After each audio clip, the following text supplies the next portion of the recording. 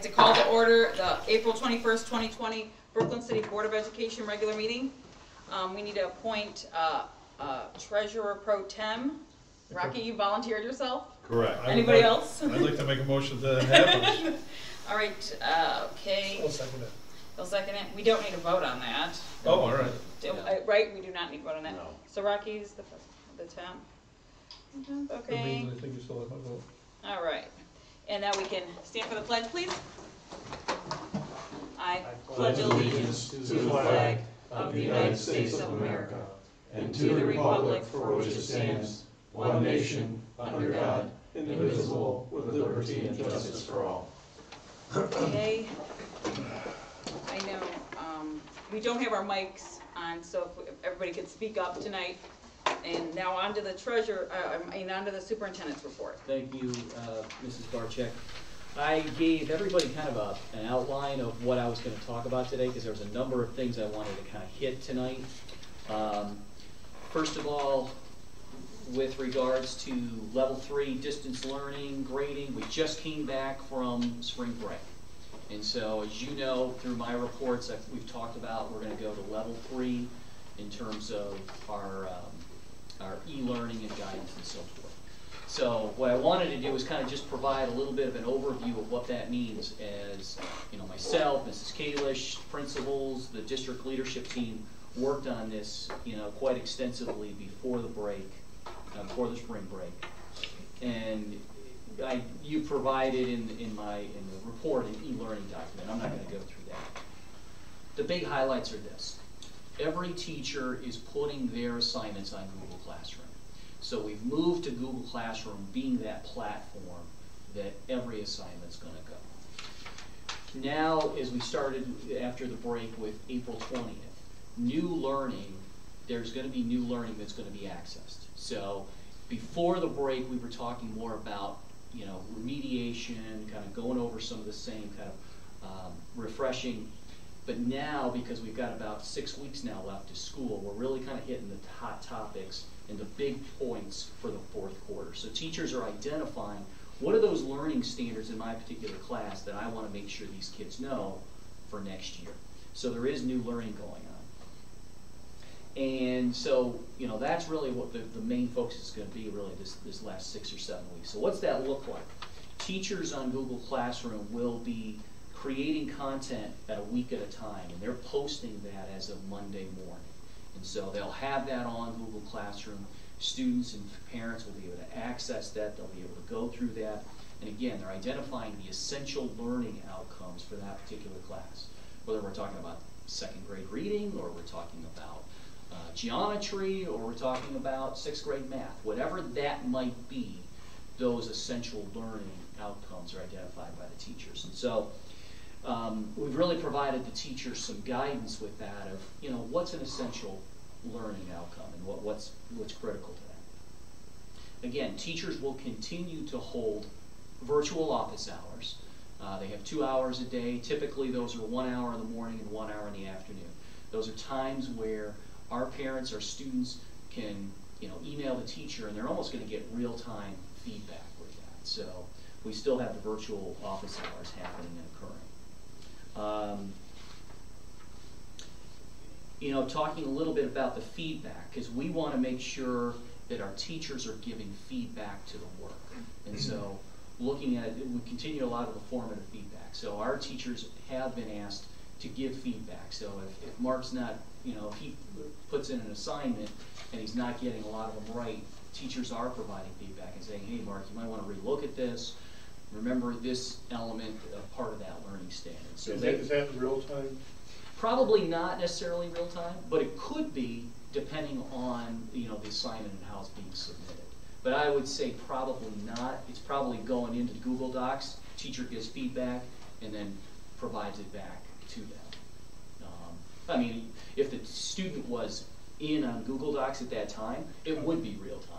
Okay. Now, with all of that, and I'm not the biggest tech guy, obviously this goes into a cloud. We have that for future use because with what the governor said that there may even be a blended education starting in the fall.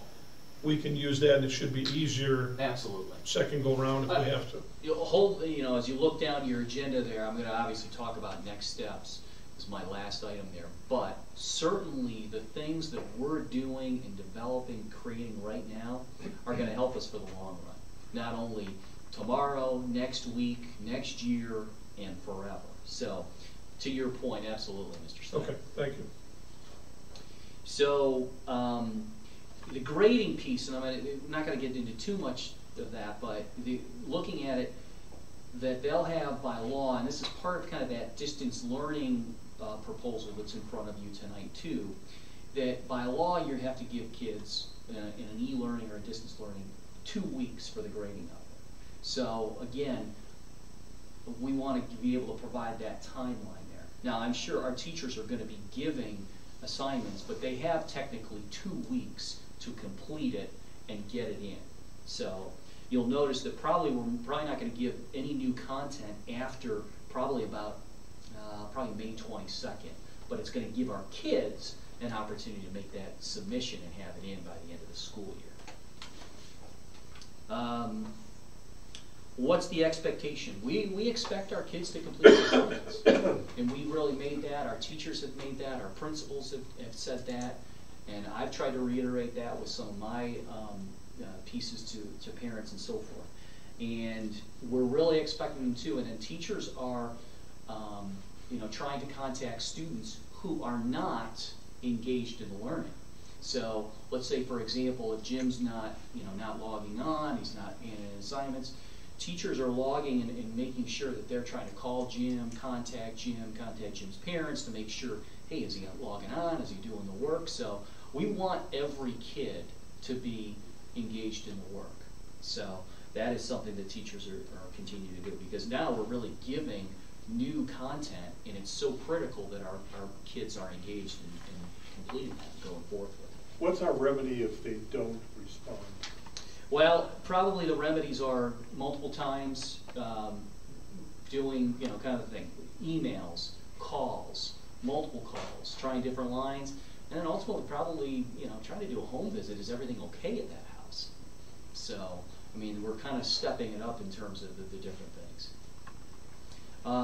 What I've heard from the principals so far is that we have a pocket of kids who are not, hey, they haven't logged on or disengaged at this particular point in time. That number is dwindling though.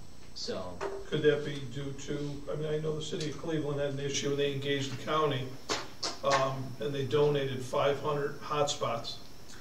We are trying to deem exactly how many parents or families still have Wi-Fi issues. That number we're trying to get in, because that is actually, and I'm going to hold that thought too. That's a good one, because as we look at what funding we get from perhaps federal sources, other sources, that's an item that we're looking at potentially is looking at hotspots and purchasing those. Because I know with the city of Cleveland, and I'm sure the numbers have changed a little bit, but the day, this was a Cleveland teacher posting that they volunteered to work the event to pass the Chromebooks out in the hotspots. One family showed up. Yeah. So if they're not going to use them, I'll go knock on the door and ask for some jetpacks, or well, they probably won't get the Chromebooks, but the jetpacks were actually donated from the Board of Elections. They were going to be used for the election, and obviously they don't need those now. So yeah. So that's an item that I think we're looking at potentially as a purchase if we look into next year. Is I think the hotspots. They're right now a bit pricey. Obviously, people are out there and the demand is high. But I think we have to look at something for that small percentage of families who still don't have Wi-Fi access in their houses.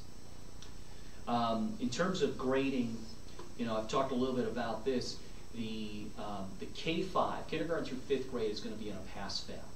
So they'll simply be, and again, it's going to be based on completion of assignments. So completing that and handing that in and submitting that. When we look at our grades 6 through 12, we are going to give grades, but the grades are really based off completion as well. And there's a matrix there of, an A meaning a completion of 90 to 100% of the assignments. B, C, pass, and then incomplete.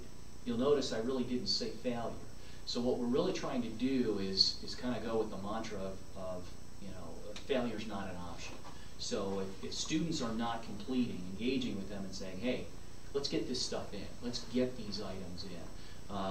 So like if I say at that May 22nd date, a kid only has like 40% of those assignments in.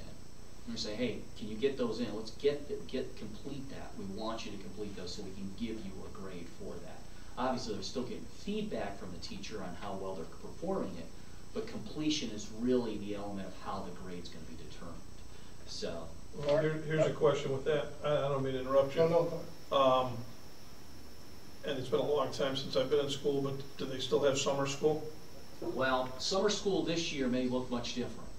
I mean, obviously it's going to be distance, but I mean, the kids that, We've had- especially that are on the summer bubble, they at least got Well, hopefully that. so another point is the fourth quarter. So, and I think I spoke a little bit about this in my weekly reports to you, is that the fourth quarter is going to be weighted lighter than the third. So when you look, we have semester classes. So the third quarter is going to be weighed 70%, or the fourth quarter is going to be weighed 30%.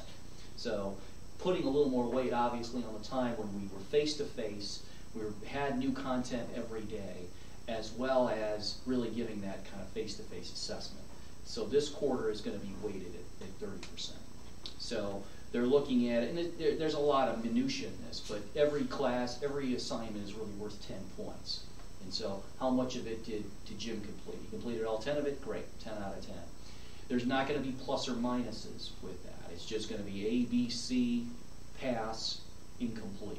So there's not going to be a plus or a minus also there. So really the district leadership team tried to really boil it down to make this as simple and easy as possible, but also for the fact of, we're in this model, we've got to make sure that our kids are engaged and they're doing that. To your point, Mr. Slattery, I mean, and we don't know what's going to happen in the fall. Oh yeah, no. We just don't know what we don't know. And so obviously we're hearing what the governor is hinting at of things to be prepared for, and that's the things that myself and the administrative team are starting to try to really put in plans to. But if administrators, we're planners, and right now we don't have the ability to plan for something we just don't know. And so I think getting more direction from the governor, over the next, and Ohio Department of Education for that matter, is going to be critical over the next week, months, as we go into next year, because I think it really depends on what happens out there, Like on what we look at. At the very least, it's a lot more remediation for juniors on down in the fall, whatever that form that takes. Well, remediation's been a key term to that. You're right, Mr. Oper, because I'm personally more concerned even with our younger students. Our younger learners learning how to read, write. I think the remediation there is going to be critical, and I'd hate to see kids fall back significantly, especially at an early age in their early grades. So that's why I think this quarter is significant to bring some new content out and make sure that we are giving good feedback to those kids and those families about how well they're progressing on it. So we're in a new normal right now. Yeah. There's no question. Dr. Blacktop, I have two questions. The first one to that point, in kicking the can down the road a bit, the K through 5 are going to be a pass-fail, 6 through 12 are going to be graded. How is there cohesion amongst the other districts in the state with, if we have a transfer from another school district, would they honor or the grades that we have assigned to that child and vice versa? Well, the transferring of students right now is an interesting discussion, because we're having that amongst the first ring districts as well as ESC districts. And should we be transferring kids right now? I mean, really, should we be kind of holding them in their current spot so that it doesn't get a little mucky, for lack of a better word, in terms of right now? So that discussion about transferring is critical right now. We know that people are moving, but we think it might be important right now to keep them in whatever their home base or their home school was as of when the extended closure began, in order to, for continuity's sake. And then once the fall comes around. So, but in terms of, I think everybody is understanding that there's going to be some flexibility with these grades. I mean, certainly look what ODE's done with graduation requirements. They're talking about at the OHSAA, the athletic level, of perhaps just giving everybody eligibility for the fall, all of our student athletes, regardless of the grade. And, you know, personally, I think that's probably a good idea. Because of your point exactly, Mr. Singer, that, you know, how are you going to compare these? And wait a second, the requirements here in Brooklyn were different than that in Independence, and they were different than that in Berea. And so I think it opens itself up for challenges and legal strife, if not. We just can't tell them until June, sometime in June. So, yeah. Yeah, I think Yeah, you want them to give up right now? Right, exactly. OHSAA is really surveying, you know, athletic directors and superintendents on the exact point. So, but that's what I've been hearing, and we've seen that as a great possibility of happening. Yeah, at that point, you can't really just distinguish between pass-fail schools and one pass-fail right away and the ones that are grading like us. Even the NCAA is involved in that, of student athletes who are now matriculating up to college in terms of what their eligibility, because, you know, they have to hold so many credits as they become eligible to compete in NCAA athletics. And so the NCAA has even waived some of those requirements for incoming freshmen because of the circumstances that we're in. So. I think some universities are even waiving the SAT or ACT requirements. Well, and that's another good point, because we've also heard that, you know, are they going to go online, ACT and SAT, you know? How do you police that? And Well, you took the words right out of my mouth, how do you because police that? I got a sophomore at home and she's beginning to get ready for Sit that. down. And I was hoping that she was going to start taking it as of this summer. And you're right, you know, how do you police that exactly? And so I think those are all things that they're trying to determine how they exactly do Yeah, that. and that's gonna be a challenge. Dr. Blackout, the second part of my question was IEP Yes. students. Has anything changed with the instruction? They're providing, you know, as well as they can in terms of, you know, to meeting the accommodation and the needs of the students. That's been a challenge for every district, you know, because typically your IEP students get a lot of one-on-one, they get a lot of support. Our special ed teachers are doing a great job communicating and keeping up with their caseloads and so forth. But, you know, the modifications and accommodations sometimes are a little difficult to do through virtual means. And so, you know, Mrs. Jones, the special ed teachers are getting a lot of, you know, different things from the ODE and even the federal government on how to, you know, try to accommodate, you know, that. So that's an ongoing piece. Thank you. So kind of transitioning to, you know, Chromebook distribution, because that was really one of the elements that prepared us for this level 3. The week before spring break, we distributed nearly 250 Chromebooks to families. Appreciate the work that, you know, Mr. Black, Mr. Smith did, kind of preparing all the pieces, but the administrators and they really helped with that on the Monday and Tuesday. And so we've even got some calls of people still needing them, as of even this week. So, but I think we wanted to really kind of bridge that gap for some of those folks.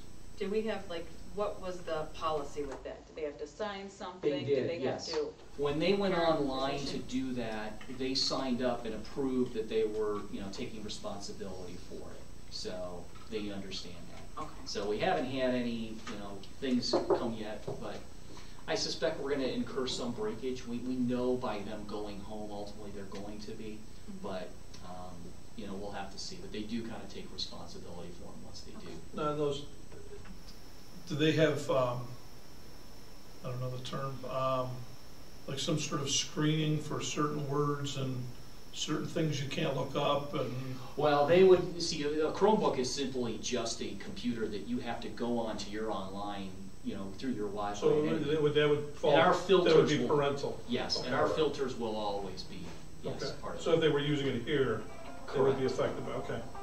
Yeah. So I kind of try to go in an order of sequence here that made sense. So, you know, with tonight, I know that on the agenda for your review and perhaps approval tonight is a Chromebook lease. You know, we've talked a little bit about how, as a district, we try to go to one-to-one. So we've been working with trying to make sure that we can find the best possible products for us to go forward with doing that. We were probably, the agenda item in front of you is for a lease for 500 Chromebooks. It's the combination of touch screens, probably about 120, which are typically for our pre-K through, or I should say our K through 3 students, usually use the touch screens, and then there are the non-touch screens, about 380 of those for our older students. So that's what's in front of you. Mr. Smith and Mrs. Kalish kind of shepherded that. As you can probably guess, there's been a lot of demand for Chromebooks right now. And so, you know, they talked with a variety of vendors and finally found one that they could be able to move forward with and do that. If you look at that lease, it's actually a lease over 3 years. I think it's like about $38,000, $39,000 per year. It ends up being somewhere in the area of about $228 per device. It's a 3-year lease where we could actually buy them and purchase them at the end for $1. So, you know, depending on, you know, a Chromebook lifespan is probably no more than probably 5 years. If you get beyond that, you're probably lucky. I know there was perhaps some question, you know, competitive bidding and so forth on that. Certainly the board, you know, if you have the ability to say, hey, we can waive that in terms of it. I would say, and I think we've done that with past purchases with Chromebooks and technology. I would also argue that this could also be under emergency, to be very honest. You know, because we're looking at such interesting times here of that. So I share that with you, you know, with that lease that's in front of you for that. I have the lease in front of me. I don't see a quantity. Yeah, I have I think we put it on there later today, Mr. Neal. It actually, the 500, I have it here, the quotation, okay. But I can share that with you. All right, please. And then, as far as, you know, I was on the technology committee, and who is in charge of making sure this is properly run? Mr. Black and Mr. Smith, Mrs. Kalish? Well, is it Mrs. a combination Smith, of all the above? I would say Mrs. Kalish has been overseeing the technology department over the last year. Okay. But she has worked with Mr. Smith in terms of this order that was completed here. Okay. So. What's the turnaround time to get these? That's a good question. I don't know that. I can find that answer. I do know there's been a great need and demand on those, so we're really planning to try to get these. We hope that we can have them in district and ready to go for next year. So, cool. I'm going to move down to number 4. I know I got a lot of items, but I'm just trying to hit some things and try to put them in some sequential order. This was a Cleveland Foundation grant that the First Ring Collaborative was involved in. We got a grant for, in total, $100,000 from the Cleveland Foundation. But what this is, and in terms of Brooklyn, before you get excited, is only about $3,600. You know, what they do is they look at our ADM, also our need. But what we put in this grant was, because of the essential costs that we are incurring through this distance and online learning, like hotspots, need for more Chromebooks, maybe copying costs if we have to copy things for families. So those are dollars, those $3,600 that we can be using over the next several weeks in order to address this. To go to your point, Mr. Slater, from before, I think one of the things we have to look at is hotspots. I think that's an area that we have to, especially as we look at next year in terms of perhaps being in a blended learning model. So we're trying to look at how we can utilize those dollars best like that. Hurricane meals, we continue to feed our kids and our families. After this week's meals, I think we're over about 6,000 meals have been served. That's awesome. in just 5 or 6 weeks, which I And think that group of people, I've been to a couple of them. Those people, everybody that's there, and I don't want to say any names because I know I'll miss somebody, they do a great job. They're all there standing out. There's been a couple of cold days they've been standing out there. They do a great job. As I've called them, I think they're our hurricane heroes right now. You know, they come in every Monday. They're here early. They put it together. They prepare it, and then obviously we've got, you know, Mr. Slattery and many others who are out there volunteering to share and get those out. So I think that obviously we're hitting a need, and we're supplying a need there. So Are you seeing the numbers go up every week? they're pretty steady actually. Okay. They were a little bit low this past week. We were a little concerned, but it kind of fluxed. It kind Okay. of went back up at the end. But we're probably averaging anywhere between 100 and 130. Okay. So, but I thought they might go up, but they're kind of steady right now. So do you have any, has there been any decision made about extending that out, or when that will stop, or? Well, summer? that's a good question, and I think I'll bring that to you in the next couple of weeks. Is, you know, obviously depending on what happens with the governor and what he states, he may say, you know, we'd like to extend this through the summer, and you know that's a decision we might need to make, because obviously there will be costs that we'll have to take on for that. But you know, I think if this current situation continues as we see it, I would come with a recommendation if we can move forward to do so and continue it through the summer. Yes, you know, I feel about that as well. But we can cross that bridge soon. Spring sports decision, OHSAA, with the governor's announcement yesterday, OHSAA joined in there and said spring sports are off the table, as we kind of expected that would happen. Again, now that that's off the table, they're also obviously looking forward to the fall. And, you know, because as we know, you know, August 1 is right around the corner. And when you think about the sports that are involved in the fall, football, volleyball, you know, those are contact sports. And so what's that going to look like? So again, I think there's more questions than there are really answers right now. But stay tuned for that, because there's a lot of, you know, discussion of what that may bring. This is a bit of a switch gear. I know that there was some discussion with the GPD contract that's on tonight's agenda, and I wanted to just kind of give some of the history with that and discuss that. And obviously, our board facilities committee of myself, Mr. Slattery, and Mrs. Neal, we've met a couple of times regarding this. So the GPD group contract, where's that come from? That comes from the idea of what we do with the Hurricane Alley, on Hurricane Alley, the practice football field. And so obviously this has been something that the board has talked about. You know, we'd like to, you know, redo that and regrade and reseed that practice football field. And as we know, we also have that Hurricane Mound, if you will, on one of the ends of that. And so upon your direction earlier, it was, you know, how can we move forward with that? Eliminating the mound as well as reseeding and regrading that area.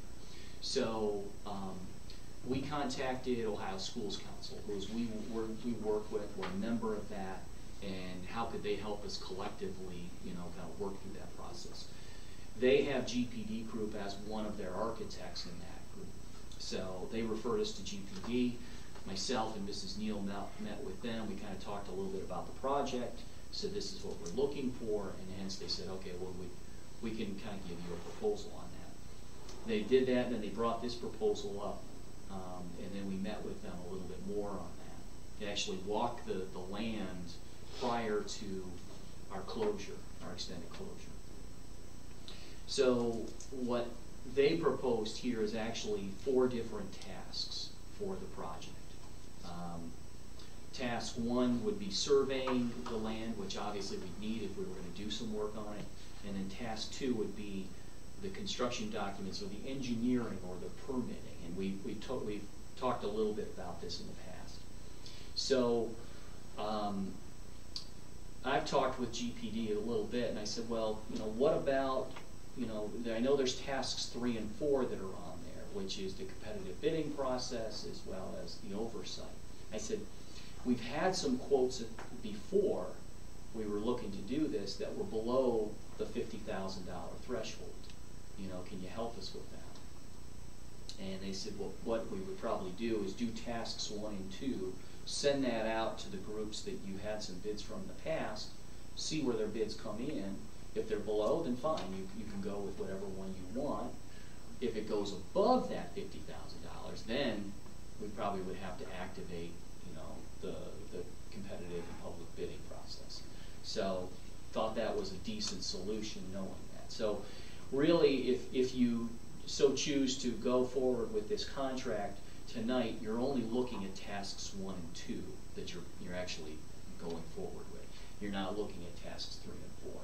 That would only come into play if, in fact, we had to get to that competitive bidding process. But know that myself and Mr. Slattery and Mrs. Neal, we talked a little bit last week on that, and felt like we wanted to kind of bring this forward to the board. So, and the last piece really is kind of the ones we started to jump in on, and that is, really next decisions.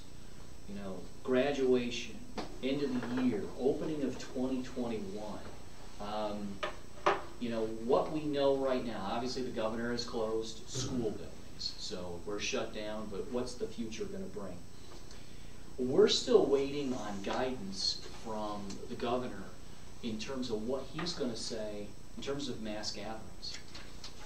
Because to be very frank, that's going to dictate what we're going to be able to do with graduation. I know people are concerned about proms and stuff like that, and I'll say it, my heart goes out to this senior class. There's no question.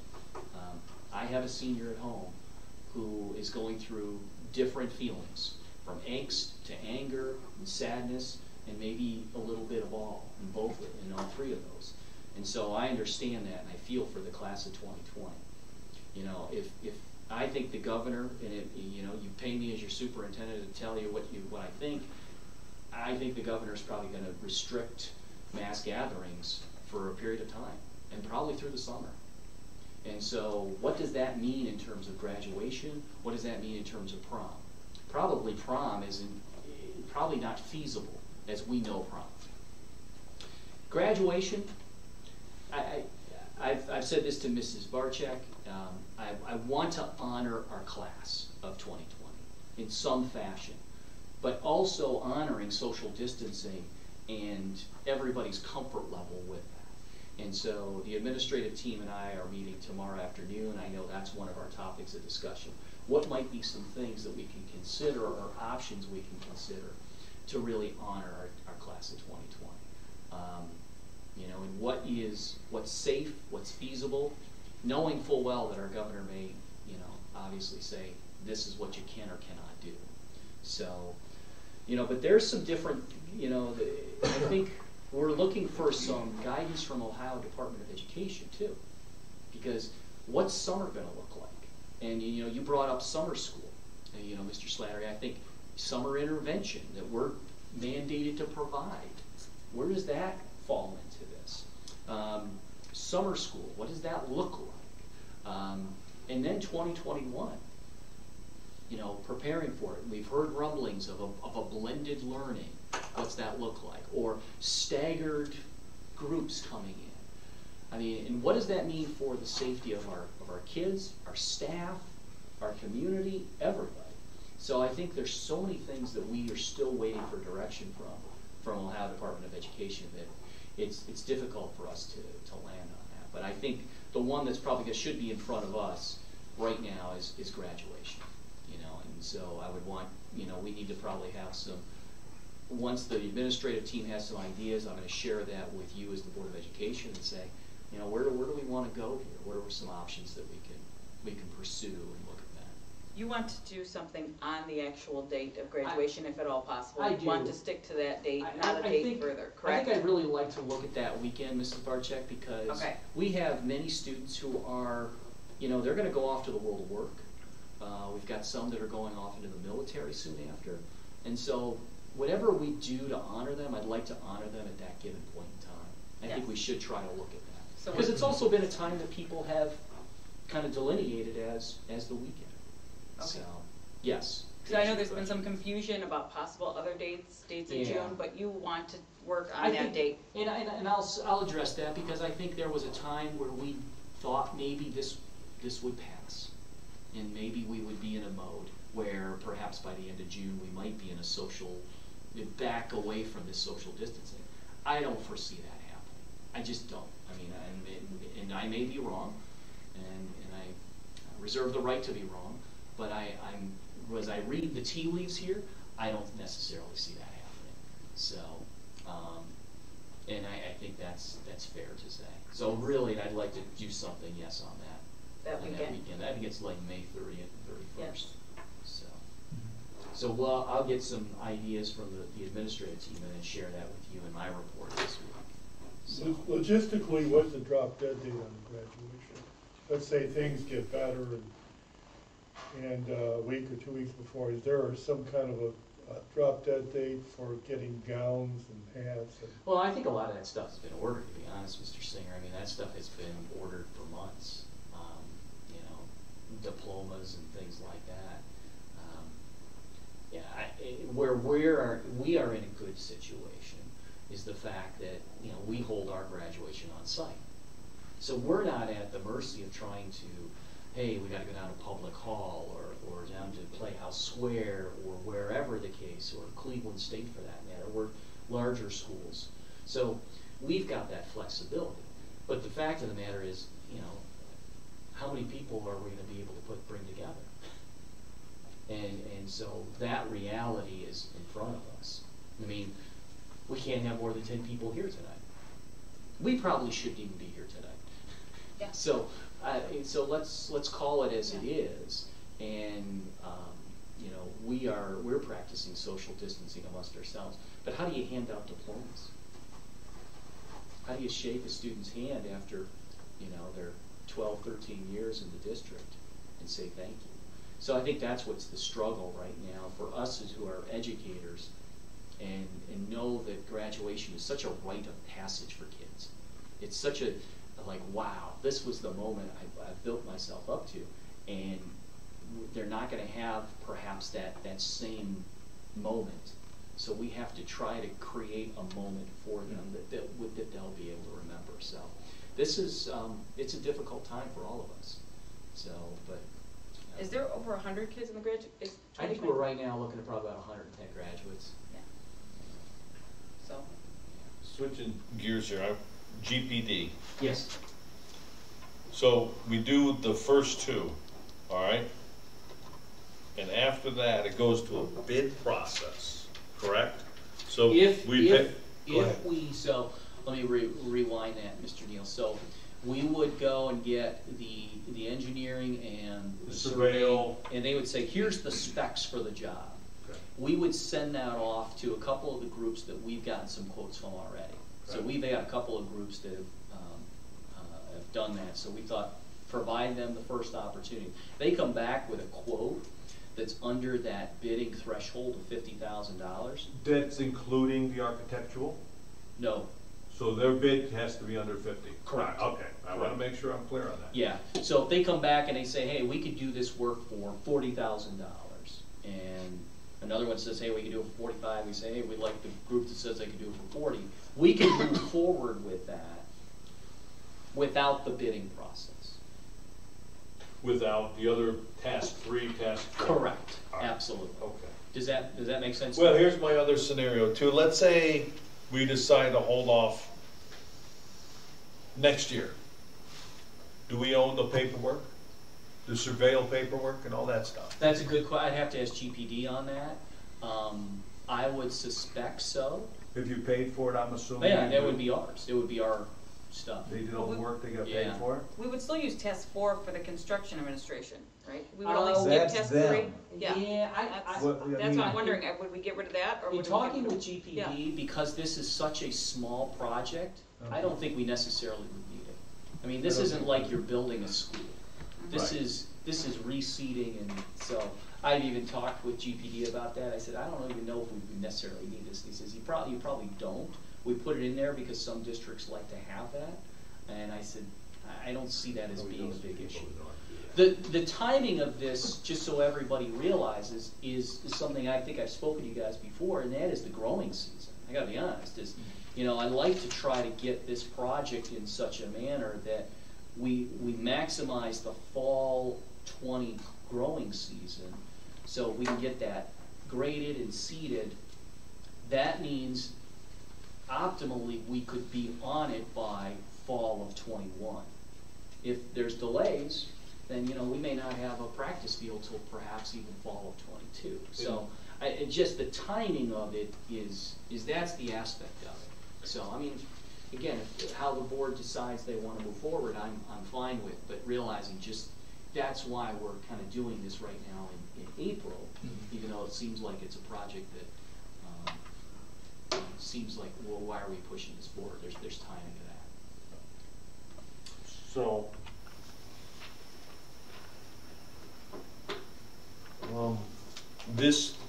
the drawing I see here goes all the way to the old road down, takes care of old road down. That's the way I see it, correct? And part of the parking lot? It looks like it. Yes. So if you look at There's the fenced area, I think that's the back fenced area, old road down, and the creek. well, what they'll do though, Mr. Neal, is they're gonna remove the mound, and I think they included that kind of, that southern part of that, so that the mound was included in it, because if you know that mound kind of extends into that little L form of the parking lot. And then the actual practice field will run the same as the practice field did in the past, which really runs almost to the city lot line to the north, and then almost to that line of trees on the south. So my other question is, this would take care of an EPA issue? This would be clarified or certified to take care of that? Correct. Why would we have an EPA issue? Don't know. That's all I know, I heard for that from some people in the city, that there's an EPA issue. Not a Because of the problem. running water down into the creek or into the people's yards. Yeah, but there were never any kind of industries or anything like that on that. That's the rumor I heard. Dirty fill, if anything. What's that? Dirty fill, if anything. Yeah. Whatever it is. Yeah. Yeah, I mean, I just know that someone mentioned there's EPA issues. Well, and I think the other thing too, Concerns. Mr. Neal, was I think people had concerns about the mound. And if there was EPA concerns, and that was, hey, because that was fill from the buildings, perhaps was there asbestos in there. But I think what people forget is that the asbestos is removed from a building Right. before demolition. And Right. so I think there's one of the misnomers, if you will, that with that. Now, in terms of the the drainage piece, we talked with the gentleman from GPD and said, here's the concern they've had. They talked about draining that towards the northwest corner, which brings it down to one of the creeks, so it's away from the homes per se in that. But he really doubted that there was drainage that was coming significantly from that area. Any more than they already had from years past. Yeah. Because that is a slope that, those yards do drop down quite a bit, but it's been that way since I was Yeah, you're gonna get 6 and you're gonna get around. water and it's Yeah. gonna go, it goes downhill. So, and those backyards are sloped pretty severely. Yeah. It was a long report, but I had a lot of things I wanted to share with you guys tonight, so, thank you. Any other questions before we go on for Dr. Glykoff? Let me see, hold on. I think I got all my notes covered there. No, I'm sorry, because we can't allow everyone else to have public participation, you cannot ask a question right now. I'm sorry. So, just for fairness for everybody, since we have a limited amount of people here, that's why you can't ask a question. That's why you're not allowed to. Okay, so, now on to comments from board members and board committee reports. There's no treasurer's report today. Yeah, the's no treasurer's report today, I think so, we've Either said Mr. either pro temp either. Oh, you're not gonna fill in and give us a report. Mr. Hoskins is not here today, and so now going on to the board members. And board committee reports, Mr. Rob Slattery, can go first. Thank you. First off, I'd like to say to everybody that had any part in putting that parade together, unbelievable. I've never been more moved by any activity or action within the city, within the school. Just fantastic to see all the kids come out. There was people had tears running down their face, feverishly waving, people running out, the signs that people had in the yard. I don't know who the kid was, but there was a sign that said something to the effect of, "Hurry back, my mom's a bad teacher." So that was outstanding. That kid's going places. Probably to his room. But I applaud you. It was just fantastic. We had like Dr. Glykoff said, the facilities and grounds meeting. We spoke about the heating of the gym, and there was 2 different companies that came out, a Gardner, and then also Plug Smart. Plug Smart's price was just head and shoulders less. I mean, $74,000 less. So we're going to gather more information and get that to everybody so everybody can take a look at that. But hopefully we can get moving on that project. And Plug Smart's already done some work with the lighting in the school, so it's, you know, the vetting process should be far less. Hurricane Alley's already been spoken about. Prom, here's my concern about prom. I know that it's the prom committees there, Bonnie and I have spoken about this. These committees do a lot of hard work, a lot of fundraising, things like that. Even if we're waiting for the governor, I'd like to talk to them, and Dr. Glykoff, you may already have done this, but speaking to them about, hey, if you're extending any money, if you have any kind of deposits, get them back, because more than likely, I mean, if we're questioning graduation, I'd have to say prom's just a no-go. I've provided that same thought to those folks. Because I know they work very hard. We were lucky enough that we got the night of the races in before this. Obviously, the play got stuck, and that's sad, but I mean, I wish that was different as well. Only other thing I have, and it's kind of started outside, but I'd like to involve because there's a lot of students and families that have already signed up. And this actually started out of just a conversation, but there's been so many negative things. We talked about a beautification contest or just project throughout the whole city through sidewalk art, through sidewalk chalk and stuff. So I actually went and picked up a couple cases of sidewalk chalk. If anybody would like to sign up to do this, the only rule is we'll drop the chalk off. You have to post pictures of your artwork on the event page that we created. You can use my email here. It's rob.slattery@bcshurricanes.org. There's no cost to it. We'll get you the sidewalk chalk. I have like 4,000 sticks of sidewalk chalk in my house now. Be more than happy to deliver it out to you guys, and we hope you participate. So thank you.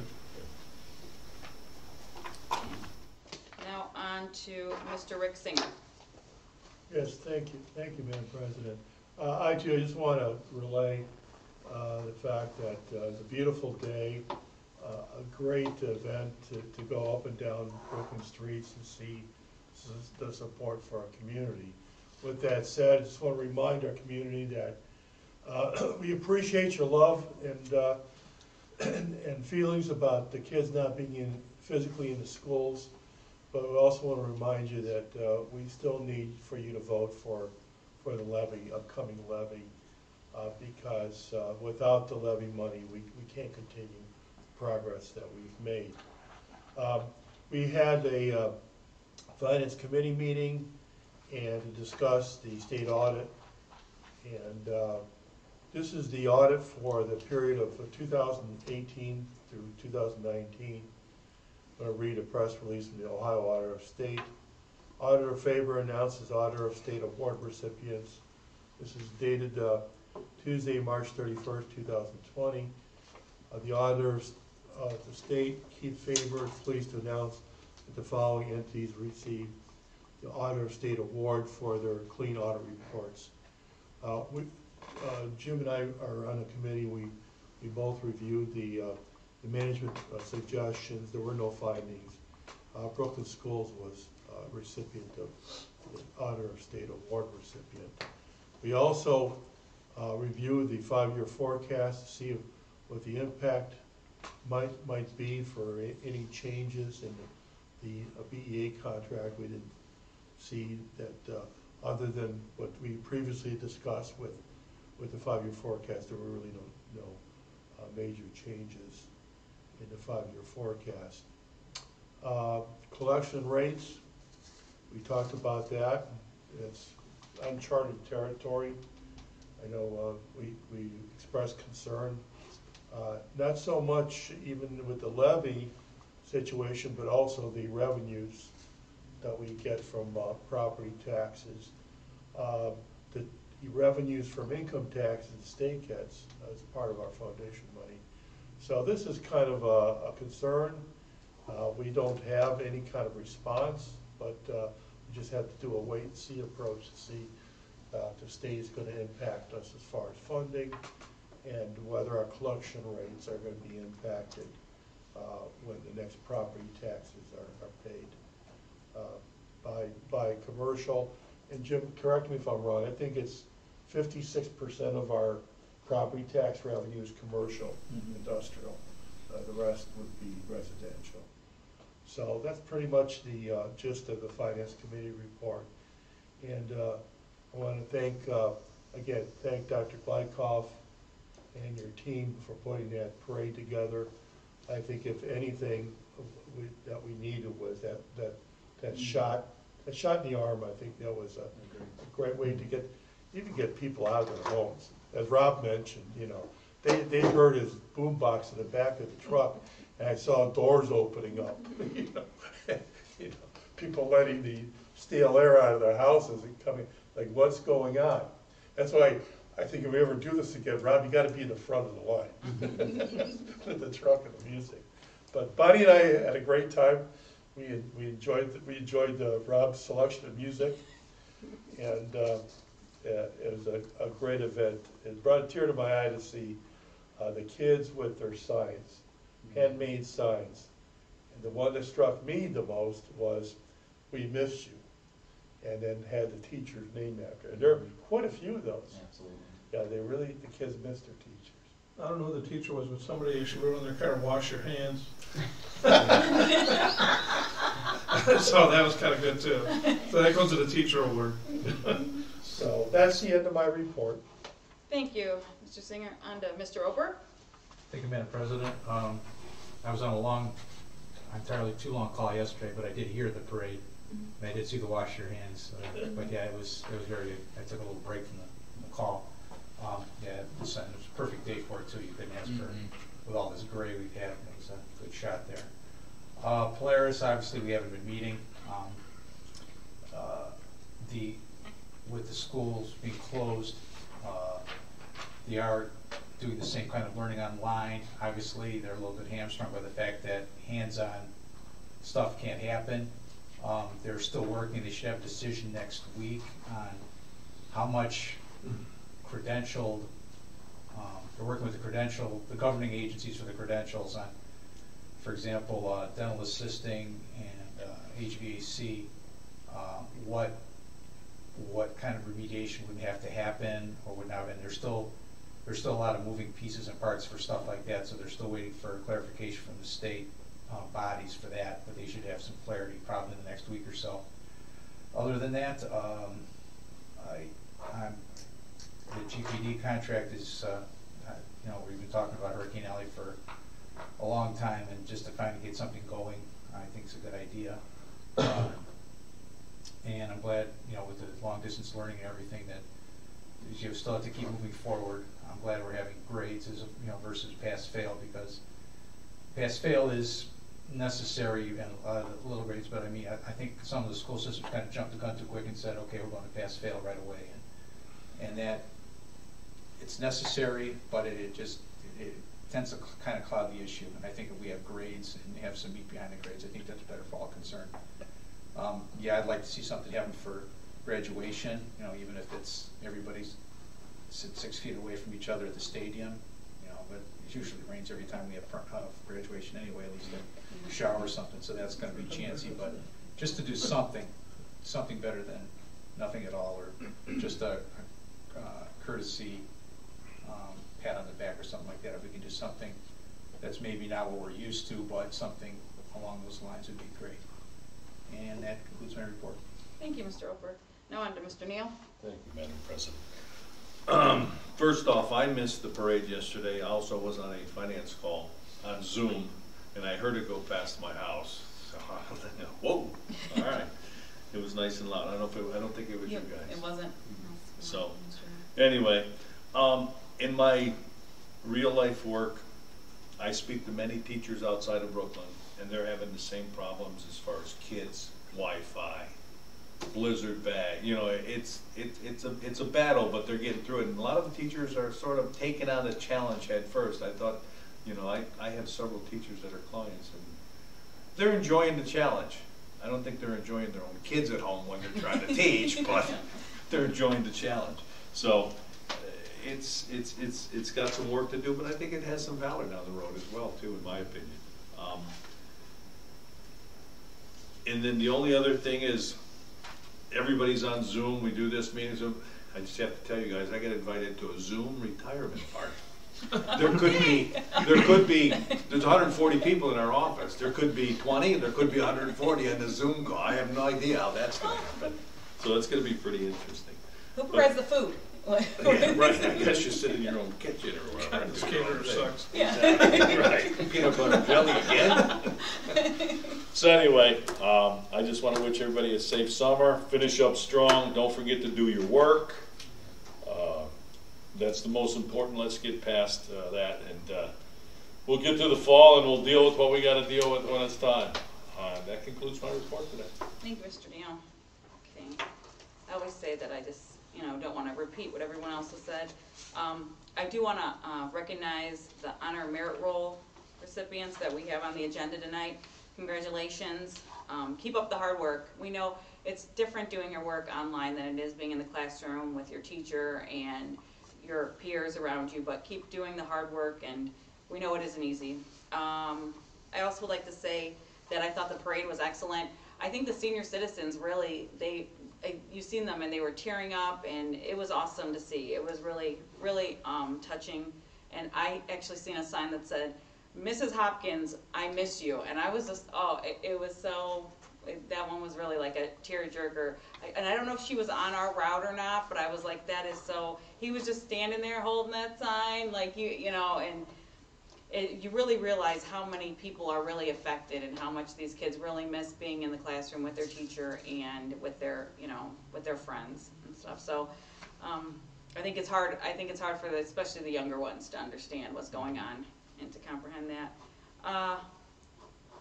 As for prom, I mean, what's happening to the class of 2020 is unfortunate, and I think all of us here are heartbroken for everybody, and I think this isn't going to be a Brooklyn decision. I think this is going to be like statewide, countrywide. I don't think prom's going to be a possibility. The reason why I think that the sooner comments and like decisions are made, even is to give people the chance to realize that they, not to make arrangements, not to go out and purchase those items or do that, or in case the post-prom can, get back some of their deposits, because we don't want them to lose any money. We know our music boosters lost a considerable amount of money because of the play not being able to be performed. So I hope that we could have everything. Do I think by June we're going to be able to have, because there's 110 kids in our senior class, so I'm guessing there's 100 in our junior class, having 300 kids probably together for a prom, I don't think is going to happen, unfortunately. But as for graduation, we do want to do something, and the fact is we will do something. Something will be done to honor our graduates. It isn't what we all would like, but something will be done. Like Mr. Singer said, remember our levy. I know it isn't like normal. We're not going to the polls, but please request your ballots, mail your ballots back in. Please do all of that, because the levy is important. I can always be reached at 216-406-4304, and that's the end of my report. Now on to the approval of minutes and financial statements, and tonight's reader is Mr. Rob Slattery. Thank you. 3.1 minutes of the Board of Education approved April 21st, 2020 agenda. Brooklyn City Board of Education regular meeting, approval of minutes and financial statements. Resolved that the minutes of the March 25th, 2020 meeting, regular meeting of the Board of Education should be adopted, and all action taken by the Board of Education at said meeting is hereby reaffirmed and approved. Can I have a motion, please? So moved. Can I have a second? Second. Questions, comments? Mr. Neal, can you call the roll? Mr. Roper, Yes. Mr. Singer, Yes. Mrs. Barcheck, Yes. Mr. Slattery, Yes. Mr. Neal, yes. Student commendations. Superintendent's recommendations. Resolves that the Brooklyn City School District Board of Education hereby commend the following students per attachments for honor roll and merit roll, as noted. May I have a motion, please? Motion. May I have a second? Second. Questions, comments? Congratulations. Congratulations. Good job. Congratulations. We're proud of you. Mr. Neal, can you call the roll? Or Stroke. did someone want to say something? I just said, obviously those are going to go on the school website for people to go and look and see the names. We can do that. Thank you. All right, Mr. Neal? Mr. Roper, Yes. Mr. Singer, Yes. Mrs. Barcheck. Yes. Mr. Slattery. Yes. Mr. Neal, yes. 4.2 agreement with Ombudsman Education Services.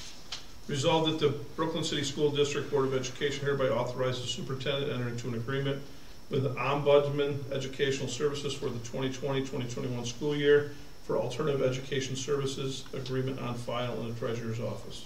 May I have a motion, please? Motion. Can I have a second? Second. Questions, comments? Yeah, we have an agreement with Ombudsman where you buy seats, and this is for a student. It's an out-of-district placement for a student with special needs, and so as you see in there, this would cost $34,000 for the year. The student was in this for the last half of this past year, so it's just a continuation. Dr. Gleikoff, I read the 12, 18 pages or whatever it was of that whole setup. A lot of different schools. Are the same schools that we've been using? The districts, there's a bunch of different districts there. So Ombudsman, yeah, you'll probably notice in there that like Berea buys a few slots. Avon Lake, I mean, So what they several. do is they buy slots into there, and then that's how they kind of come up with the I price. just would be like more concerned about the school, not concerned about, but I just saw different schools than we've been seated with, I believe. I could be wrong. Well, but I think with this case, Ombudsman is kind of a cooperative, if you will. Gotcha. It provides a service for these particular students with these needs, and so, you know, the Avons and the Bereas and the Brooklyns of the world say, hey, this fits our particular need or this student's Gotcha. need. So Right. that's why that group was part of it. Super, okay. Thank you. Anyone else? Mr. Neal, can you call the roll, please? Mr. Roper. Yes. Mr. Sanger. Yes. Mrs. Barcheck. Yes. Mr. Slattery. Yes. Mr. Neal, yes. 4.3 agreement with Glaus, Pyle, Schamer, Burns, and DeHaven, Inc., DBA GPD Group. Resolved that Brooklyn City School District Board of Education hereby authorizes the superintendent to enter into an agreement with GPD Group for professional engineering service related to practice football field per the attached agreement on file in Treasurer's office. And that's supposed to be not CPD, it's supposed to be GPD Yeah, in there. that should be GPD. Yeah. So, can I get a motion, please? Motion. Can I get a second? Second. Questions, comments? I think just the only comment, other than what I said before, is, again, remember this is tasks 1 and 2 that we'd be looking at here. Okay. Anyone else? Okay. Mr. Neal, you call the roll. Mr. Neal, call the roll, please. Mr. Roper. Yes. Mr. Sanger. Yes. Mrs. Barcheck. Yes.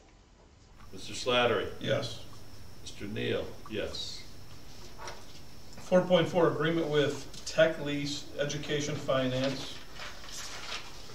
Resolved that the Brooklyn City School District Board of Education hereby authorizes the superintendent to enter into an agreement with Tech Lease Education Finance per the attachment agreement on file in the Treasurer's Office. Can I have a motion, please? So moved. Can I have a second? Second. Okay.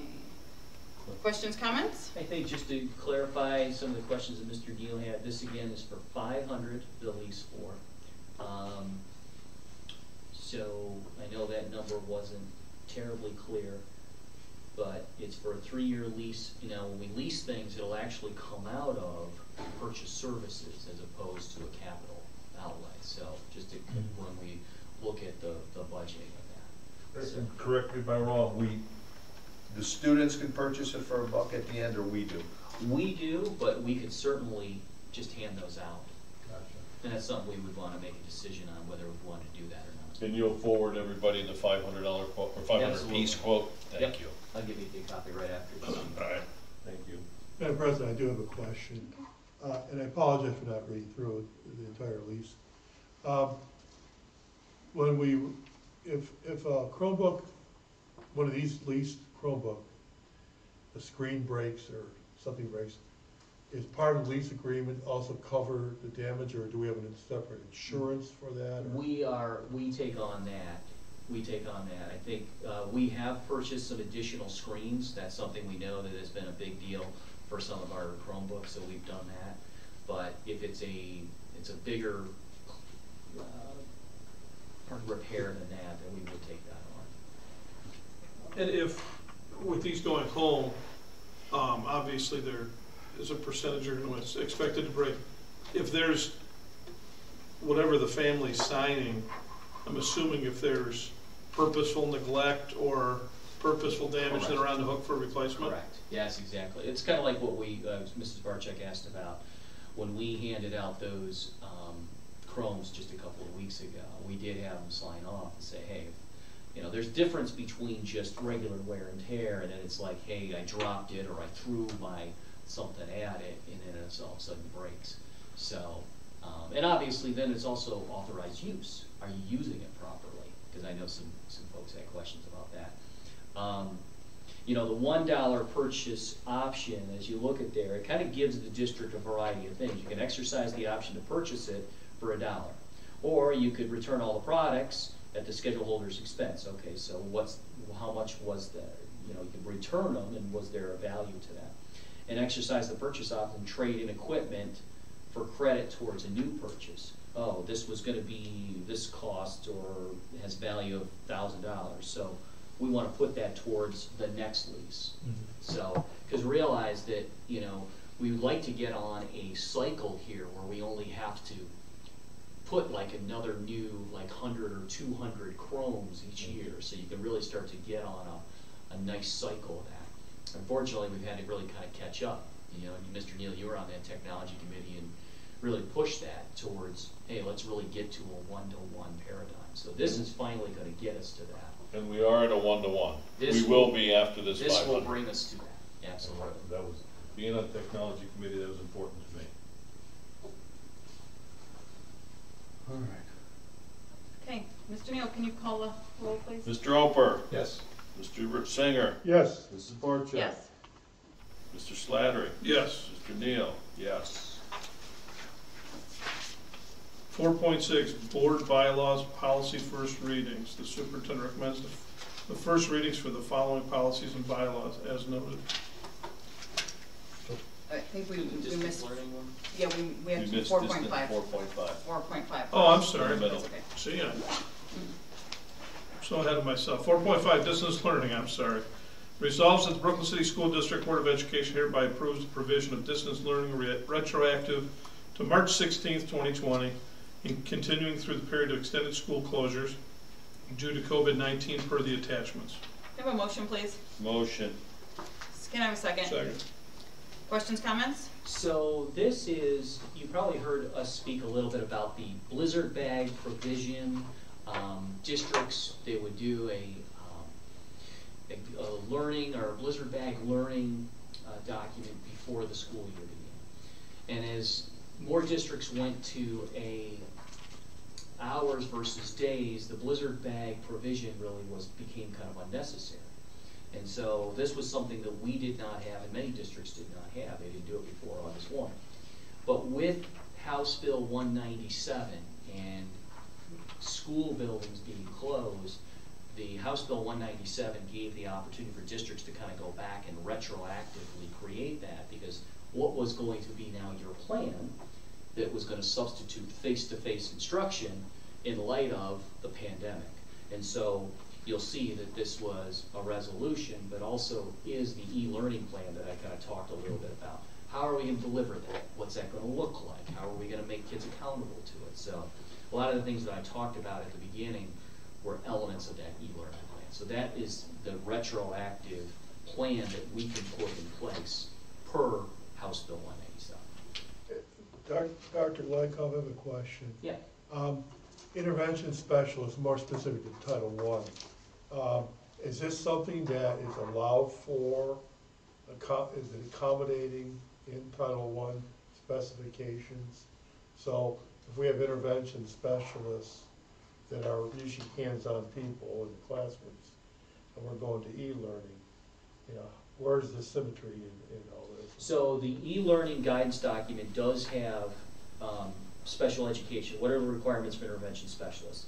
Differentiating the essential learning outcomes. So we talked about, the teachers identify these are the learning outcomes that we are going to teach.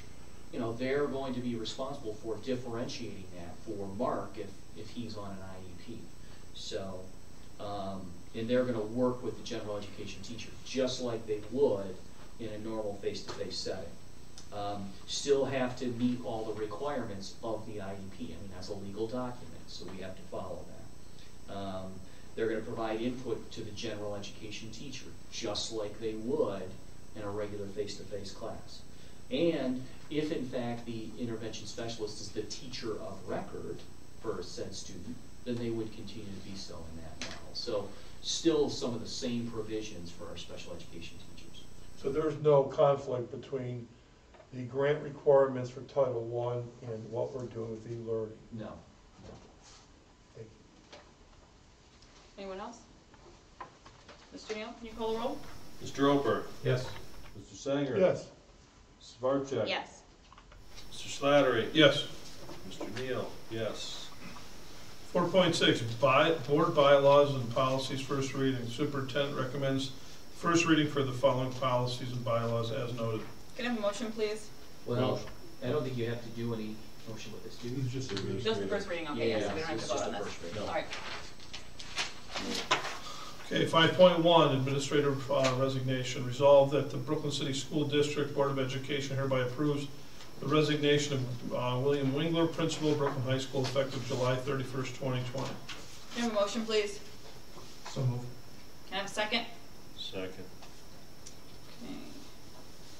Questions, comments? Obviously, I want to thank Mr. Wingler for his service to Brooklyn City Schools the last 3 years. He's been a commendable principal. We hired him as an assistant principal 3 years ago. We probably accept this with regret, but we wish him well, and he's going to be the high school principal in his home school with a couple of his daughters. So, certainly we're excited for him. Anyone else? Just in a short period of time, I got to know Mr. Wingler, and this is a loss for the Brooklyn School District.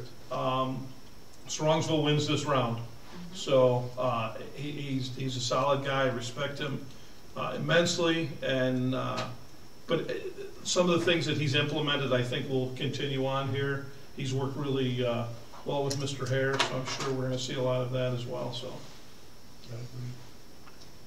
I called the Strongsville representative for Polaris and bitched him out pretty good for this. Yeah, he did say that Mr. Wingler, that this would be the only job other than Brooklyn he would accept because he liked it here so much. But it's been his home school or home residence city, so that's the only reason.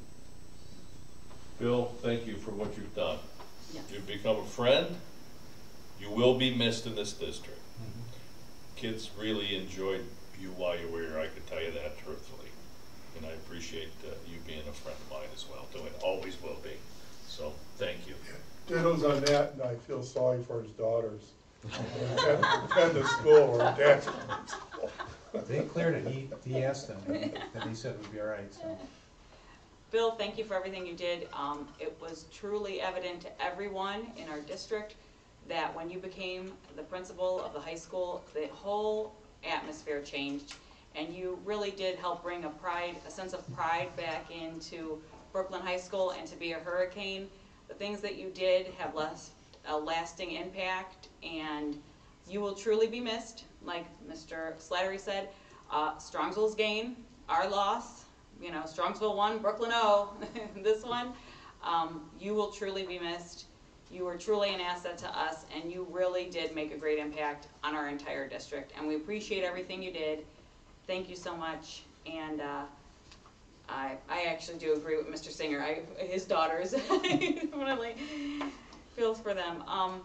Mr. Neal, can you call the roll? Mr. Roper? Yes. Mr. Singer? Yes. Mrs. Barcheck? Yes. Mr. Slattery? Sadly, yes. Mr. Neal? Yes. Okay, administrative contract. Resolved that Brooklyn City School District Board of Education hereby approves employment of the following administrative personnel. Brian Hare, Principal, Brooklyn High School, effective August 1st, 2020 through July 31st, 2023, per the attached contract. Motion, I'm gonna motion that. I'll make that motion. Okay, second? Second. Oh, got me all screwed up there, hold on. Threw me off there, Mrs. Barcheck. I thought you were motioning. I did, I motioned, but if you want to do Oh, it, I'm that's fine. sorry. No, that's because I usually don't, but so yeah, We'll that's leave it fine. at that. Yeah. That's right. Questions, comments? Certainly, in front of you, obviously, we regret we have Mr. Wingler leave us, but I think we're in a situation where we've got a very capable assistant who can assume that role, and that's why the recommendation in front of you is for Mr. Hare to be the next principal of Brooklyn High School. He's worked with Mr. Wingler the last couple of years. I think he's been his right-hand man, but you know, one of the charms of Mr. Wingler is that he shares leadership so well, and I think Mr. Hare has taken on a lot of different leadership roles, and so he's very capable, and I feel very confident in him, you know, taking on this role. And I know that we'll have a seamless transition for that. So that is what I have a recommendation for you, and I hope you honor that this evening. Other comments? I want to say, Mr. Hare, that I think you're going to do an excellent job. You and Mr. Wingler did wonderful things for the school, and that this board's priority is to find you an assistant principal, as good of an assistant principal as Mr. Wingler had in you. So I think we're in great hands, and if Mr. Wingler had to leave us, at least we know we still have Mr. Hare, and you guys were the dynamic duo, so I think we're still in good hands. That's all I have to say. Anyone else? Anybody else? No, it's all I can say is it's the right choice, it's the right thing to do, and the learning curve is 0, and we should hit the ground running once we're able to get back on the ground. Yeah. You're not the assistant coach anymore, you're the head coach. Mr. Neal, can you call the roll? Mr. Roper? Yes. Mr. Singer? Yes. Mrs. Barcheck? Yes. Mr. Slattery? Yes. Mr. Neal? Yes. Can I, Mr. Hare could not be here tonight, obviously. I told him he wanted to be here. I said, please don't, but he wanted to extend this if the vote was as we just had it. He said to the Brooklyn Board of Education, I want to thank you for the great opportunity to become the next Brooklyn High School principal. Over the last 2 years, I've enjoyed the hard work of the students and staff at Brooklyn High School, partnered with the great support from the community. We have experienced success over the past 2 years, which we will continue to build on, creating new opportunities for students to grow. As principal, my goal is to create an academic environment that supports the whole student while cultivating the growth of well-rounded Brooklyn graduates.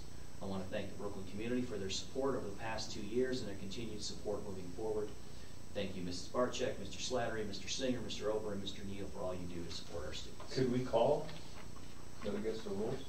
I don't know, are we able to? I mean, I mean, we could, but Yes. Give him a call. You want to Yeah. prank him? You want to call him? Okay, I don't have a I'm supper. sure he's listening right now. So, Is it, are we on live? we are live. How many viewers do we Well, that's have? even One? better. 24. 24. I'm sure he's watching. Yeah, we're Ryan, gonna we're calling you. Yeah, if you're Put it on watching. speaker with it. If you're watching, Mr. Aaron, you the man. What question we gonna ask? Oh, like, Hey, you there? radio Oh, you show. can't say- Yeah, you're like the DJ on the radio show now. See if he's there.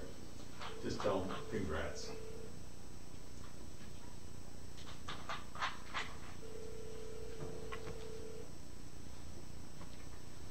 Hello, Mr. Hare, how you doing? It's Dr. Glykoff. I'm good, sir. How are you? Well, I just wanted to share congratulations on behalf of the Board of Education that your resolution has passed 5-0 and you are going to be our next high school principal. So you're on with all of us here. So Congratulations. Congratulations. I feel like this is like the NFL draft. yes, you are the first pick. my Yeah. friend. Yeah, the paychecks aren't that high. Donald Trump just said you've been hired. Thank you very much.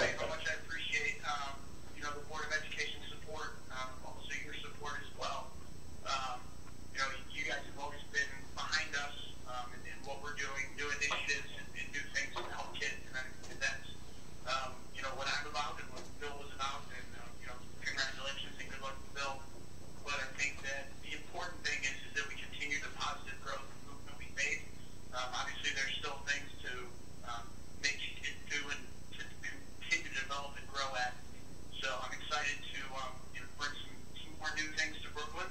And I think the biggest thing that all of us have is the vision of the best product and young men and young women. When they graduate Brooklyn High School, that they're able to go out to the community and help contribute to not only the Brooklyn community, but communities around the country and the world. So I'm looking forward to the opportunity, and I can't thank you guys enough for your support in that. Good job. Thanks, Appreciate it. thanks, Brian. Thank The you. hat and the jersey come later. All right, sir, we'll let you go, but thanks and have a good evening and congratulations again. All right, thank you guys so much. Have a good night. Stay All right. healthy. Move on. Thanks, I think that was good. No, very nice touch. Okay, we're on next. Yeah. Supplemental coaching assignments 2019-2020. Resolved that the Brooklyn City School District Board of Education hereby approves the following persons for the 2019-2020 supplemental coaching assignments with the provision that such individuals comply with all Ohio High School Athletic Association rules and regulations and State Department of Education regulations pertaining to proper certification and/or first aid training, and fulfills the requirements of the job description attached to the supplemental contracts. There's only 6 names. Want me to read them? You can read them or as no. Robert Hennings, Marshall Farnsworth, Logan Hennings, Jacqueline Field, Kristen Field, and John Fecko. Sorry about that. And And Jocelyn Rivera is on the left. Oh, okay, Jocelyn Rivera. I'm sorry. It's on the top of the next page. Yeah. Okay. Can I get a motion? Motion. Can I get a second? Okay. Questions, comments? yeah, as I was talking with Mr. Verba, our athletic director, these coaches have begun the season. Their seasons actually began on February 24th. So we do need to move forward with that in terms of the approval of contracts.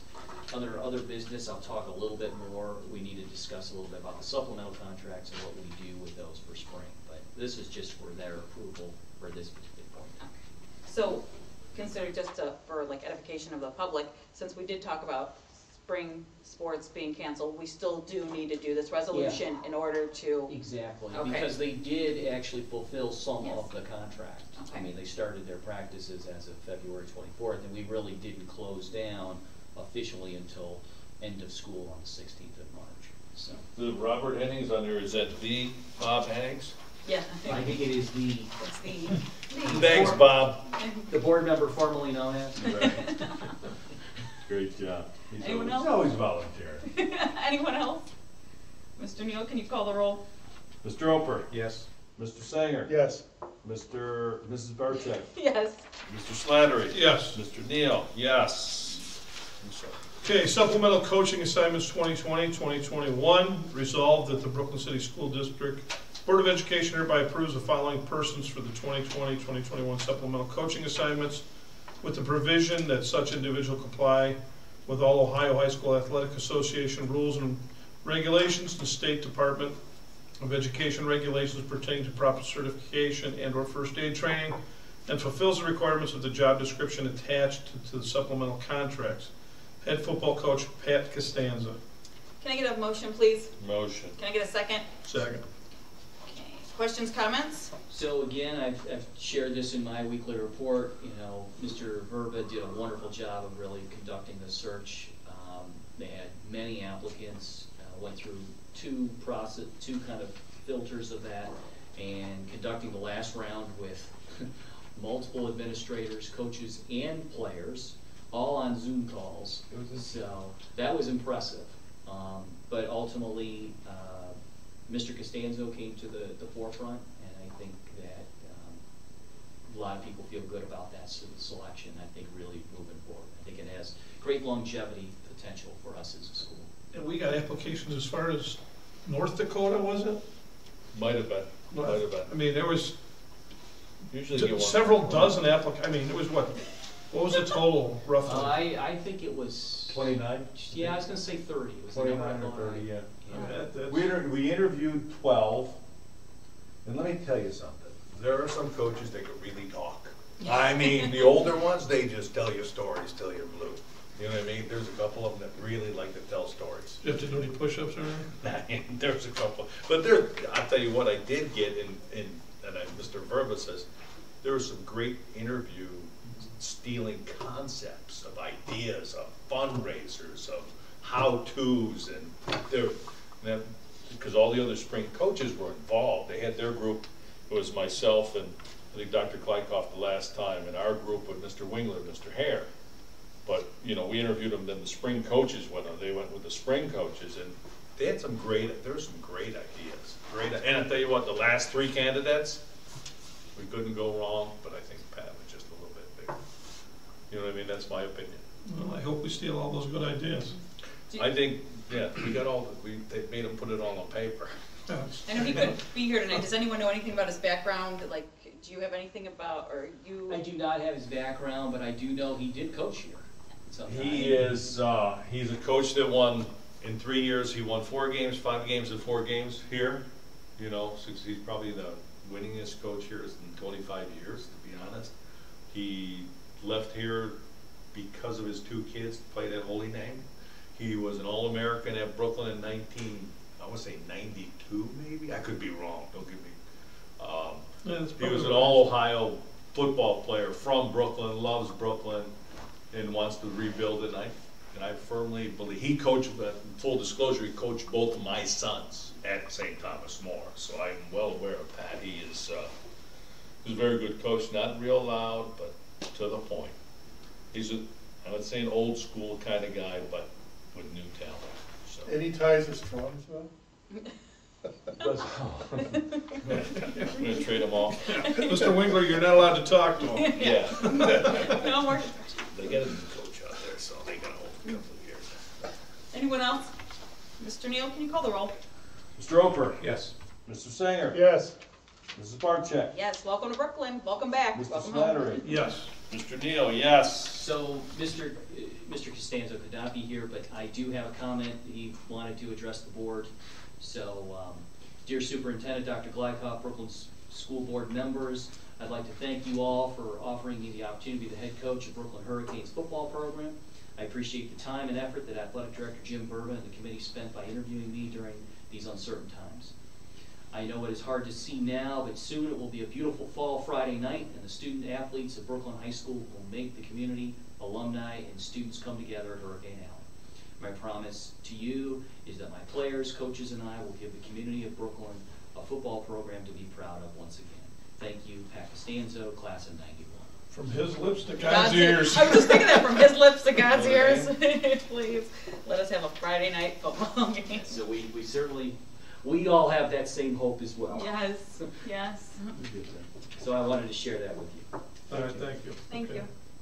Let me find where I'm at here. Okay, classified staff. Resolved that the Brooklyn City School District Board of Education hereby approves the employment of Amanda Casey, custodial cleaner, effective 2/24/20.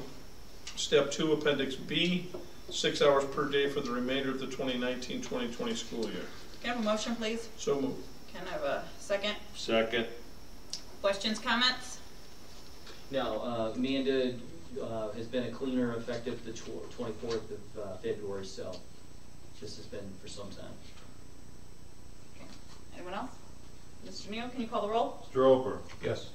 Mr. Singer. Yes. Mrs. Barcheck. Yes. Mr. Slattery. Yes. Mr. Neal, yes.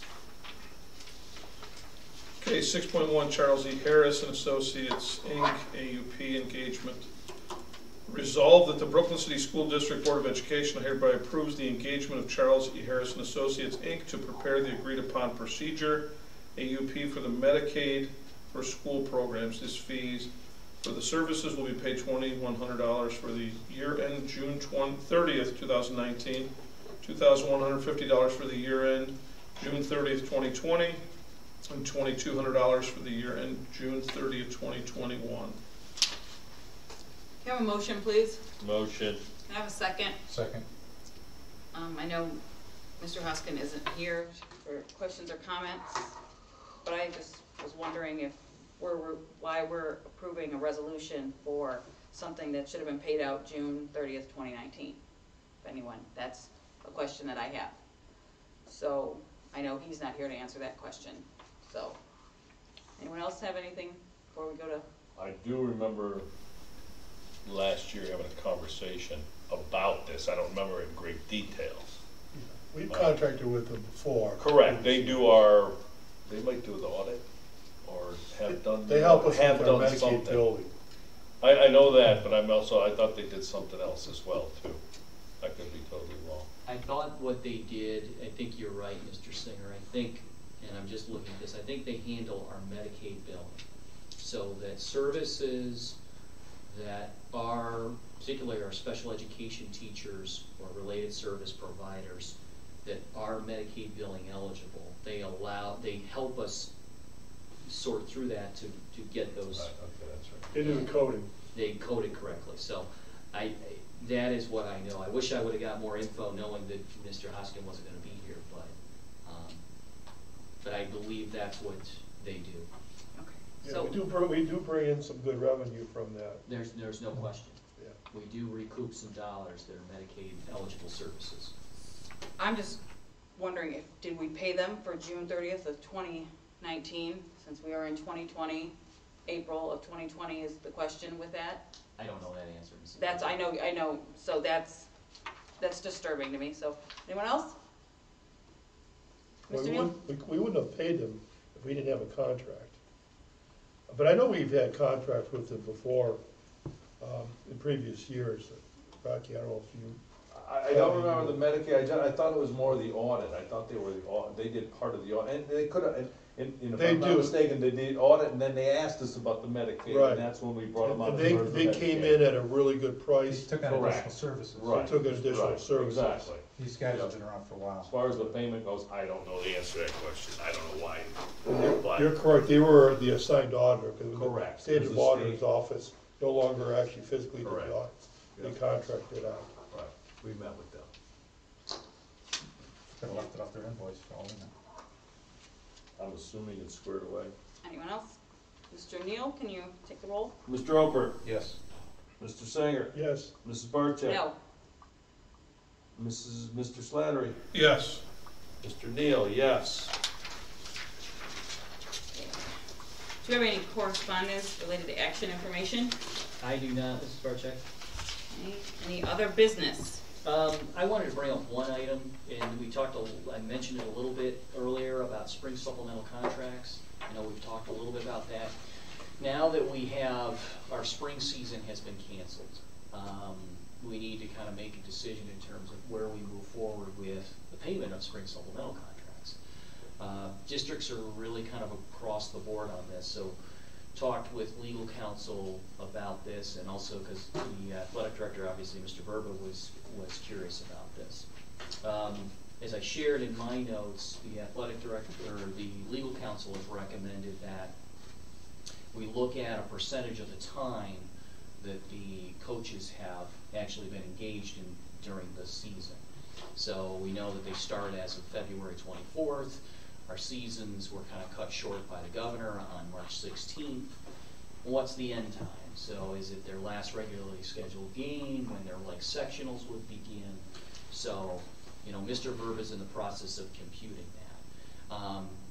So that's one option that we could look at. So they're probably going to be paid for approximately about 3 weeks of their season. Maybe their season goes, I don't know, 12 weeks, just guessing. What we also do in this district is we pay all of our coaches on thirds. So we pay them in 3 different installments. So pay them a third at one time, a third kind of mid-season, and the last third comes after the season is done and everything's kind of completed. So I bring to you as the Board of Education, how do you want to proceed with that? Do you want to, you know, do the, you know, propose to them, hey, we pay our coaches, our spring coaches, a third. It's kind of what we were planning to do coming up with the next piece. Do you want to make it a percentage? You know, you worked so many days relative to the particular season, or something else for that matter. I think the only thing I would be mindful of is our head coaches are going to have to do some work now, and that is collecting of uniforms, and there's some ancillary things that they're going to have to do. So they're probably going to have some additional days, I would suspect, that are added to this, because they're now going to have to collect uniforms, make sure that that inventory is correct. So I kind of leave that to you because I want to bring that, I want to kind of put a bow on this for, you know, Mr. Verba as well as our coaches, because I think they're wondering how to proceed. So. If we could go around so I can hear. Anyone? Jim, you want to start? Becky, you want to start? If you pay by thirds, you know, the assistants maybe do a third, and I'm sure when the season was cut short, there was already plans, they already had plans for the next week or two or whatever for the continuing the season. And if you could just extrapolate that into, this is the time that they can now spend collecting uniforms, I don't think a third or maybe even a third to a half is probably not out of line. If they're, you know, now they have to go out and collect uniforms and things like that, that's... Are you saying, Jim, a third of a third? Well, no. No, I mean 1/3 of their, one-third of their whole one. If basically if it's 3 weeks out of 12, that's actually only a quarter. Yeah. So Again, I just don't. yeah, I don't want to split hairs over like a quarter of a week. I'd rather round up than round down. And, you know, Yeah, I mean, this isn't their fault. Right. And if they have to go out and get uniforms, I mean, you know, a half of their supplemental because they have to go out and get uniforms for the head coaches, I don't see that as being too far out of line. Rick? Well, I'm in line with the amount of work that they have put in, an individual basis. You know, did all of them start their programs at the same time? I guess that's the real They question. did, actually, because track and baseball both started on February 24th. Yeah. So. I mean the per diem, like a third or whatever Jim would recommend to the board. I think that's fair. I just want to make sure, because if some of them did not start at all, then we're compensating them for. No, I was insured by, you know, Mr. Verba that everybody had started. Rob? I go along with what Jim said. I mean, I would rather round up and just be fair, because if we have quality coaches, we have to be good employers because we want to keep those good coaches. Mm-hmm. Yeah. So we don't, you know, and I understand I'm not just throwing money around, but I mean, if it's, I would assume it's dollars we're talking about. I think that you bring a good point up, because we all, and I think there's a few coaches in here, myself included, there's also things you do before the season begins. There's also some things you do ahead of time, and especially if you're a head coach, you know, so I think looking at just the window itself does it reflect all the work typically that goes into it? And I know that the work that I did as a head coach was, you know, sometimes there was a lot of prep work. So I appreciate the fact you want to kind of round up, because I think our coaches do put in a lot of hours outside of what we typically think is the coaching time. Rocky, what do you? Comfortable with where the majority is, you know what I mean? I know that being a coach, former coach and all that stuff, searching kids for grades and making sure they're here and all that stuff, that comes into play as well too, so. You still do that, don't you? Huh? You still do that, don't My- Oh, yeah.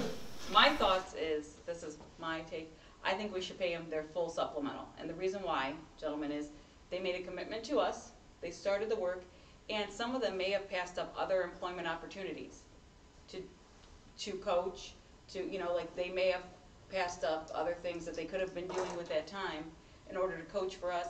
And none of, we're talking about dollars here, and if we want to be good employers, just like as we had with the, you know, the other staff that we were talking about, will we pay them? I think in these times, it's unprecedented. None of these people left on their own accord. They didn't leave us in the, you know, I think we should pay them their full supplementals. Yeah, that's fine, I just, you know, if we were looking I to have do, no yeah, objection that's to fine, that. I mean, if we were looking to, if we had a split, that would be a split, but if we wanna go, I would really much prefer that anyway. I'm fine That's with fine. that. Rick, Yeah. Rock, I haven't heard you two say No, anything, Rick? I'm okay with that too. I mean, you know, Robbie made a good point. In fact, you know, we have to look to the future too. And to Bonnie's point too about, you know, what did they give up to take on? Yeah, I didn't even think of that. So, no, I'm okay with that. Bob Hennings wasn't getting any money before, and he's not getting any now. Yeah. I voted double Bob's pay.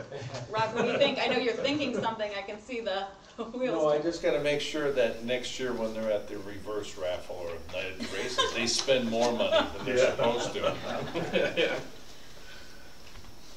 Well, I will share that with Mr. Berger then. Okay. So, That's fine. all right. Thank you very much. That's all I really wanted to say. Okay. Any other business? Okay.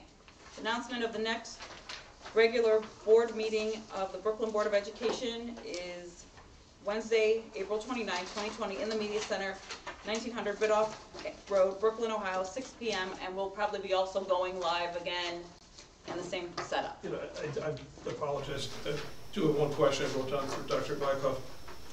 Now that they've said we're done for the year, how are we going about it? If you need volunteers, I'd be more than happy to help. Getting kids and or teachers back into the building and get all their stuff that they didn't get during the first round. Well, so, you know, teachers obviously, you know, I don't want to speak too far out ahead of this, but I would say this. We probably will exercise some sort of social distancing and having our teachers come back. You know, we have certainly a teacher day at the end of the year. I think it'd be important for us to wrap up like we did actually on March 17th. They came back, they got some materials, we did a lot of social distancing, we did meetings virtually. So I suspect with teachers I don't see too much, because there is kind of wrap up in their classrooms and inventory that has to be done. Students, I think we have to have some thought about how we do that safely. And because we're talking about 1,300 kids, and what that looks like. That's going to be over a series of days, I would assume. Weeks, that'll be weeks. It's going to be over a series of a long period of time to really do it safely. Grade a day or something like that. I think Probably we're not going to even, have to. I don't even think we can do a grade a day. So let us try to formulate a plan for that one, because that was one of the thoughts that went through my head initially was, how are we going to do that? Because we got all these kids with stuff in their lockers. I was actually telling kids, I was here the day they were coming to get their first thing, and I'm like, take it now, you can always bring it back. Yeah. Well, and that's But why you we have really did have to- them come out one day to get stuff, so. But, so stay tuned on those answers. Okay, Are we adjourned? we have motion for adjournment. So move. Second? Second. Mr. Neal, can you call the roll? Mr. Oper, Yes. Mr. Sanger, Yes. Mrs. Barcheck, Yes. Mr. Slattery, Yes. Mr. Neal, yes.